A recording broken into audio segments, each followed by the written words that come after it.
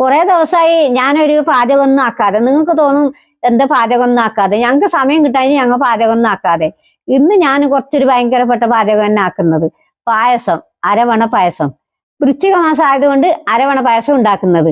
അത് എൻ്റെ രീതിയിൽ ഞാൻ ഉണ്ടാക്കുന്നത്. അത് കുറെ ദിവസം നിൽക്കുകയെല്ലാം ചെയ്യും. അതിന് വേണ്ട ചേരുവയെല്ലാം ഞാൻ നിങ്ങൾക്ക് പരിചയപ്പെടുത്തി തരാം.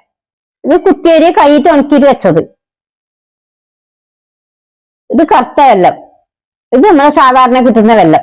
കറുത്ത മുന്തിരിങ്ങ കൈയിട്ട് ഉണക്കിയിട്ട് വെച്ചത്. കൽക്കഷ്ണം, ഏലക്കി പൊടിച്ചു വെച്ചത്, ചുക്ക് പൊടിയാക്കി വെച്ചത്, കൊപ്പര തേങ്ങ മുറിച്ച് വെച്ചത്, നെയ്യ് ഉരുളിയിൽ ഉണ്ടാക്കുന്നത്. ഈ വാങ്ങില് പറ്റി. ഇനി കുറച്ച് നെയ്യ് ഒഴിക്കുന്നു. കൊപ്പര തേങ്ങ മുറിച്ചത് ഇടുന്നു. ഇത് നല്ലോണം ഇളക്കണം. ഇത് നല്ല കളറ് മങ്ങണം.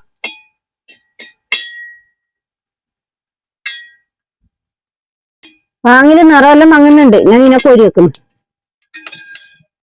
ഇനി കുറച്ച് നെയ്യ് വരുന്നു. അരി നെയ്യിൽ വറുക്കുന്നത് ചീഞ്ഞു പോകാതിരിക്കാൻ വേണ്ടിയിട്ട്.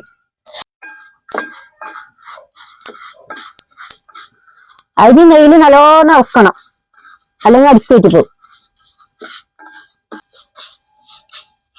ഇതിപ്പോ അരിയുടെ പാകം വന്നു. ഞാൻ വാങ്ങി വെക്കുന്നു.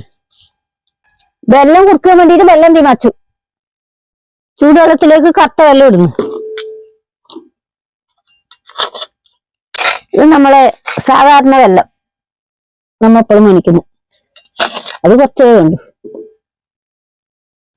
ഇത് പാങ്ങില് വെള്ളം കുറവണയില് വേഗം കുറും. ഇതാ കുറിക്കൊണ്ട് വരുന്നു.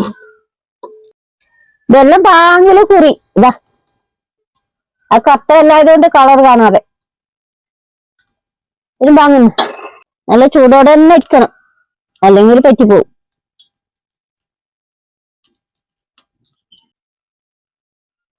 ഈലിപ്പോ ഇത്ര പൊടി കിട്ടിയതാ. ഈലിനും കിട്ടിയ പൊടി. അതിന് വേണ്ടിയിട്ട് അരിക്കണം എന്നറിയുന്നു.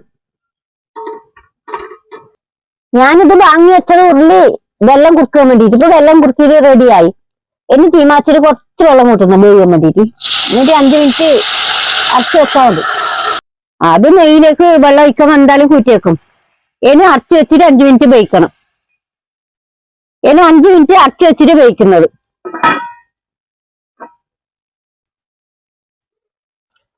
പാങ്ങില് വേവുന്നുണ്ട്. ഇത് ഉണക്ക് മുന്തിരി ഇടുന്നില്ലേ. മുന്തിരിങ്ങ ഇടുന്നതിന് പാങ്ങില് വേവിനിപ്പോ. ഇനി ഇവിടുത്തെ കൽക്കഷ്ണം ഇടണം. കൽക്കഷ്ണം പകുതിയായി ഞാൻ ഇട്ടുന്നു. അധികം അധികം മധുരമാവും. ഇത് കുറച്ച് നെയ്യ് ഒഴിക്കുന്നു. തേങ്ങ പൊള്ളിടുന്നു. ഇത് ഇറക്കിക്കൊണ്ടിരിക്കണം, അല്ലെങ്കിൽ അടി പറ്റിപ്പോവും. ഇപ്പൊ എല്ലാം അരിഞ്ഞു. ഈ വെള്ളം ഒരിക്കലും ഇട്ടൊക്കെ പോയിരുന്നു. ഇനി കുറുകി വരുമ്പോ ഏലക്കപ്പൊടിയും ചുക്കിന്റെ പൊടി ഇട്ടാൽ മതി.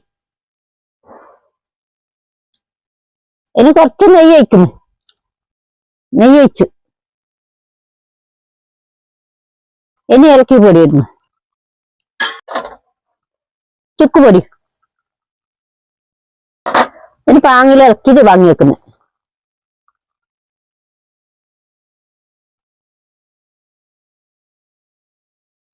വാങ്ങിയാകുമ്പോ ഈ പരുവത്തിലാണ്.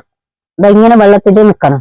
ഇനി വാങ്ങി വെച്ചിട്ടാകുമ്പോ ഇത് കുറുകിയിട്ട് നല്ല അരവണ പായസാവും. എല്ലാരും കൊപ്പര തേങ്ങ മുറിച്ചിട്ടിടയില്ല. ഞങ്ങ ഇത് അരവണ പായസാക്കുമ്പോ എപ്പോഴും മുറിച്ചിടുന്നു. അങ്ങനെ മുറിച്ചിട്ടു ഞങ്ങൾ ഡെയിലി.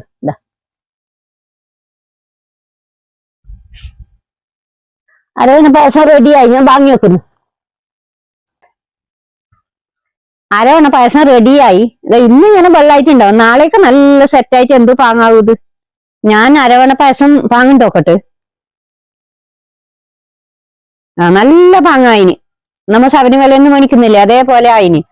നിങ്ങളും അരവണ പായസം ഇതേപോലെ ആക്കി വെക്കണം. എന്റെ വീഡിയോ ഇഷ്ടപ്പെട്ടെങ്കിൽ ലൈക്ക് ചെയ്യുക, ഷെയർ ചെയ്യുക. നാളെ പുതിയ വിശേഷമായി കാണാം.